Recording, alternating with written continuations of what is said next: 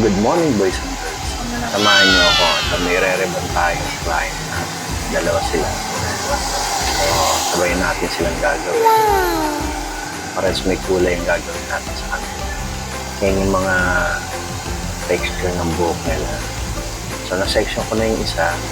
Ayan, yung isa na lang si ma'am. Natutuyo.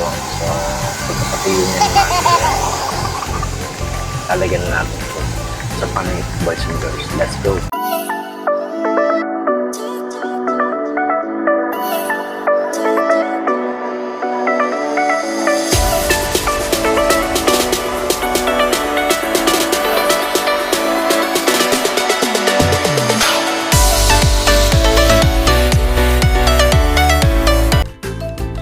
So, ayan nga si ma'am.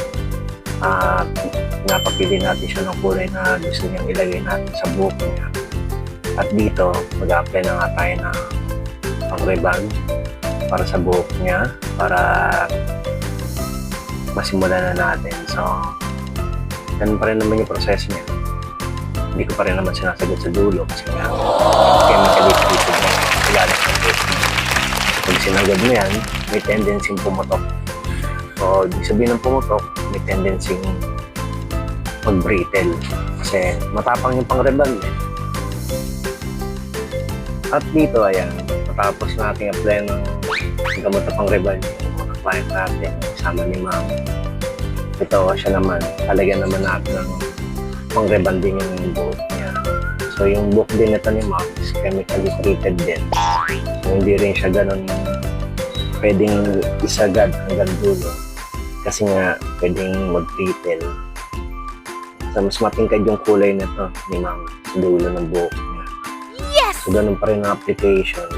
So, dapat yung pagkuha mo ng buhok is manipis lang, hindi rin makapal para equally yung pag-apply ng gamot. So, lahat ng parts ng buhok ay pwede malagyan. Wow! So, makikita niyo sa tabi, ayan niya, si Konsehal Joshua Argosa. So, shout out sa iyo, Konsi. Yan ang mabuti natin kaibigan na si Konsehal Joshua Argosa. Shout out, bossing. Pero alam mo,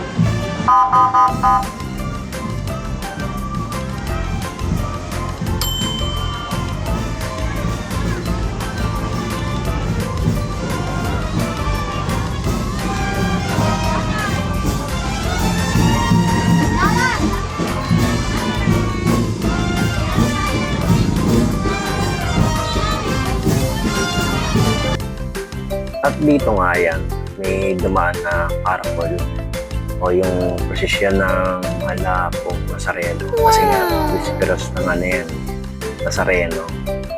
So, ayan, may parada, may banda. Siyempre, pag may banda, merong mga nagpo-posisyon. So, ibang klase yung posisyon nila rito. Ayan, may mga sumasayaw. So, unang araw, halos puro banda lang. Pero ngayon, meron ng kasamang mga speaker na naka-bluetooth. Halos sila tumutugtog. So, yung mga musiko o yung mga banda, hindi na masyadong hirap sa pagpalo o pagtutugin nila. Ayan, makita nyo, meron nga yan. Dalawa sumasayaw. Yan ang step talaga dyan. So, syempre, pag may mga ganyan parada, hindi pa rin may iwasan na meron mga politiko na nagpapasalamat sa mga suporta. So, yan, meron lang iba na may dalang mga kanilang pinaposisyon. So, ayan, sila yung mga konsehal ng barangay, ng bayan pala. Ayan. So, ayan, si Tantan. Shout out kay Tantan. Tigas ang ulo niya. So, ayan, maraming tao naka-e-bike. Ilan lang yung mga naglalakad. So, dahil nga malayong pagitan ng mga barangay dito, so, kailangan kahit paano, kaya pang sasakyan, kung di mo kaya maglakad, para at least kahit paano nakakonvoy ka. Ayan, kung makikita nyo mga si manager, tuwang-tuwa sa pinanonood niya. Kasi ganito talaga pag merong pista sa mga baryo o bayan ng Cavite, talagang meron mga nagpaparada. Wow! At pagkatapos na nga nating applyan si ma'am, yung kasama ni ma'am, pangalawa, kulay pink. Ito, nandito naman tayo sa una nating in-applyan na si Madam din. So, binababa ko na yung gamot. Na-applyan ko na hanggang dulo. Ayan, makikita niyo. Kailangan ma-applyan na lahat para at least sabay yung pagkakaluto ng babaw at ilalim. So, maproseso lang talaga itong kaya lang kailangan talaga matyaga ka kasi yun lang ang tanging skills na pwede mong ibigay. Dahil kung hindi ka matyaga rito, hindi naman magiging maganda yung palagi ginagawa mo. So, focus lang din kahit paano para at least magawa mo ng tama yung trabaho. Kasi kailangan maibigay mo yung mga bagay na dapat na kailangan ng buhok. Kailangan ng client mo, syempre. Dapat ka na. At nang naibaba na nga natin yung pang-reban sa buhok ni ma'am, yung sa client natin na kumakain ito. Yung kasama naman niya ngayon. So, si ma'am din, ganun din ang gagawin natin. Ibababa natin yung pang-reban. So, mag-ano na tayo yan, mag-roots to end sa madaling salita. Ayan, nabubulol-bulol pa. So, ayan. Ganun pa rin ang proseso. So, apply mo yung taas hanggang baba para magsabay na maluto yung ginagawa mo. So, dapat hindi makapal, hindi manipis, mga ganung bagay. So, dapat magsimula ka rin sa bato. Diba? Kasi kung saan ka unang nag-apply, dapat doon ka rin apply na panibagong naman. At ito, nabalawan na nga natin yung number 1. So, yung tinatawag ng pang-reban. So, dito nagpapatiyo na lang ako yan. Basic lang naman to, patiyo lang naman. Pag kuma-pressure, patutuyuin mo lang yung buhok. Sabi nga nila. So, ayan. So, direct ka lang sa pagpapatiyo. Kailangan mo lang naman siya patuyuin ng mabuti kasi hindi mo naman gugustuhin na mag-plancha ng rebanded na buhok na basa. Kasi mahirap mag-plancha ng basa. Mas maganda tuyo talaga. At dito nga yan, yung buhok ni ma'am, yung pangalawang client natin na yan, binalawan na rin yan ni manager. So, patutuyuin ko na lang ulit. So, ayan. Ilang naman na kailangan mong gawin. Patuyuin mo lang ulit para mamaya yung plancha natin. Madali siyang planchain kasi hindi siya basa. So, make sure lang naman na tuyuin yung buhok niya para madaling planchain. So, walang hassle. Ilang naman na kailangan mong gawin. So, dito, ito na yung moment na pag-root. Ayan, kaplansyahan na tayo. So, dito sa pagka-plancha, sabi nga nila, ito yung binabayaran dyan. Kano ka kabusising mag-plancha. So, kailangan talagang manipis ang pagkuha mo na buhok kapag pinaplancha mo yung client mo para talagang lutuin mo. At yung gamit ko nga palang plancha dyan, tatlo yan. Tatlong plancha yung ginagamit ko dyan, pinagpapalitan ko para yung init niya, na-maintain niya, hindi siya yung lumalamig. Ayan. Maraming hagod, maraming pasada, yung talagang proseso niya. Tiyatiyagain mo lang. Kasi, pag hindi mo tinagaya, mababaliwala yung pag-apply mo ng gamot. Kahit nasabihin mo luto yung pagkakalagay mo ng gamot, pero pagdating sa plancha, hilaw, wala, ubos, tapos ka. At pagkatapos nga natin siyang plancha, yun na yan, halagyan natin siya ng gamot. So, ganun pa rin ang application ng gamot niya. Manapis lang ang pagkuha mo para malagyan lahat ng gamot. So, good strengths pa rin. Nice. Kailangan dire-diretso ng application mo. So, kailangan pasensya, kailangan yung paghagod. Dahan-dahan lang. Hindi masyadong pilit para hindi na yung hilayo. Pwede kasi mag-test ng pagpuputol ng buhok yung kapag nangwersa mo ng mabuti yung buhok ng client mo. So, yung buhok kasi may elasticity na tinatawag yan. So, pag nirebag mo yan, may stretch yan, nababanan. So, kailangan makuha mo yung tamang elasticity para hindi siya magpuputol. So, yun lang ang gagawin mo. At nung natapos na natin gawin si ma'am, siya naman isang kasama niya. Siya naman ang ating pa-plancha. So, ganun pa rin ang application niya.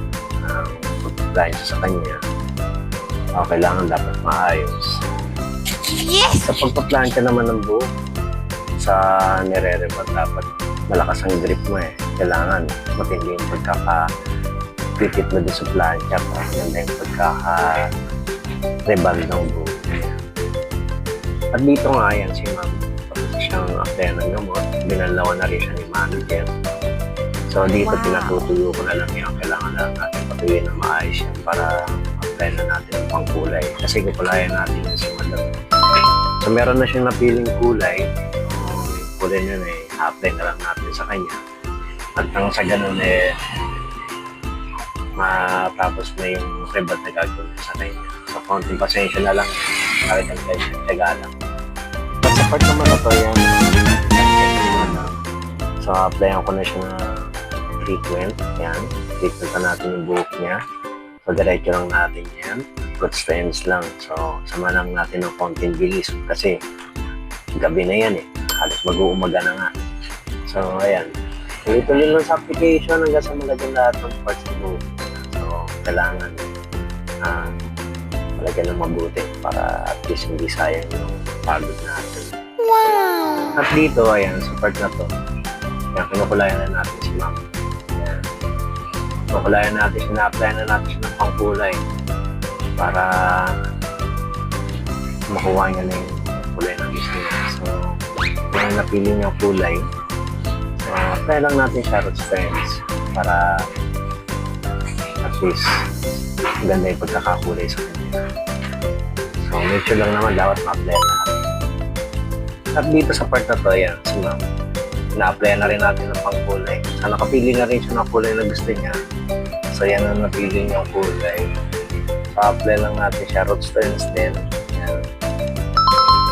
So, depende sa kulay kasi na gusto niya ang ilalagay natin. So, dahil sa kulay na gusto niya pwede naman root strands. So, root strands application natin sa kanya. So ayan si ma'am, tapos siyang banlawan, pinututuyo ko na lang. So tutuyin natin yan, tapos mablower natin, tapos paksadahan natin ng plancha para at least matapos na yung reband niya. So yun yung napiling yung kulay dyan. So nagpakulay siya ng red, pero dahil sa ayaw niya naman masyadong matingkad na red, so medyo light lang. Pero kung sabatan ng araw, talagang kitang-kita to.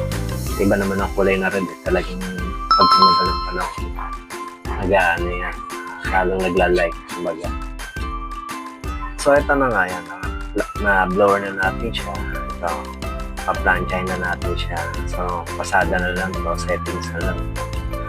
So lagi kong sinasabi sa mga customer ko, sa mga na-reband ko, yung reband, ang depende ang ganda niya kung paano mo siya i-maintain. So, kung mag-maintain ng reband ng buhok, talagang tumatagal siya. Pero sabi ko nga sa kanila na may kagaganda ng reband kung paano yung alagaan. Nice! So, ayan. So, final na plancha na yan. And then after niya, tapos na tayo mag-reband. So, dito ayan si ma'am. Dinibirit ko na siya. Gusto na siyang applyan ng Brazilian yan. So napatayo na rin natin. At ayan, binibirat na lang natin siya ng maganda para at least maganda yung pagkakaplansya natin sa kanya mamaya. Kaya yan yung napili niyang kulay. Bagay na bagay sa kanya. Lalong nag-blend sa kulay niya, lalo siyang puti. Ayan. Focus lang sa pagka-plancha para at least maganda yung pagkakagawa natin sa kanya. So, dito sa part na to, yan, ginugupitan na natin siya. Tinitrim na natin siya. Kailangan kasi titrim din yung buhok after mo i-reband para mawala yung mga konting nag-brittle sa dulo. Kasi hindi may iwasan yun. Meron puputok talaga. So, konting bawas lang naman. Dulo lang yan. So, magte-texture lang ako dyan.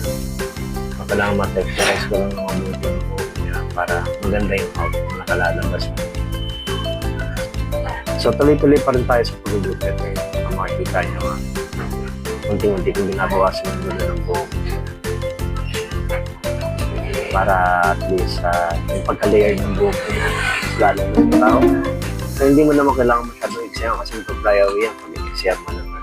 So yun yung mga consequences para lumugupit ka ng rebonded na buhok. So dapat maingat ka sa pagbabawas kasi syempre ayaw mo naman na masira. At dito kung makikita nyo yung mga pinaplano na natin siya. Pinaplano natin siyang mabuti para yung buhok niya, yung pagkakalagay ng Brazilian sa kanya, maselya na. So kailangan focus lang sa pagplansya. At habang nagpaplansya ako, shoutout muna tayo. So andito na tayo sa ating shoutout portion. Shoutout sa mga ating mga bagong followers at subscriber. Sila Balis Vlog, Cheche Vlog, Robert Motopark, Noy Jen Vlog TV, Noel Tapis, Madi Elia, JRTW Vlogger, Ariel Adnanes, Mary J. Makahilig, Jake Ruba, Inday Kulot, Boylis Biner. At shoutout din kay Martis Cano, Raquel Dorado, Patian Cantiga, Analin Herrera, Storan, Lian TV, Michael TV, Cel Bunye, Salve Sartiola Balaguer, Eric Sideño, Gio D. Barbers, Joseph Postolero, Ging Life Update, Pepe Rosero, Growing Greens, Boss Kim, Norton Dalumihan, Masaway Vlog, Randy Laguya, Jomar Villanueva, Teresita Boyser, Campo Jonathan, Erwin J. Melandres, Jungkang TV, Gisa Igaw, Isa May Vergara. At ayan, ito na yung resulta ng ating panggit. Yan yung rebat natin kay Madam. So, pinulayan na rin natin siya. Ang pinili niyang kulay is red niya. Sa kanya ng red. Nice! So, ayaw rin naman niya na masyadong matingkad na red. So, yan ang kulay natin sa kanya. At ito naman ang outcome ng rebat ni Madam. Yan, so pinulayan na rin natin siya. So, nagpita na rin natin yun. So, sa mga bagong subscriber, please like, share, and subscribe. Comment kayo down below. Hit niyo yung notification bell na all para sa mga video pa na parating natin. So, supportan niyo yung channel ko para makagawa pa tayo ng maraming videos at tutorial. So, boys and girls, bye-bye!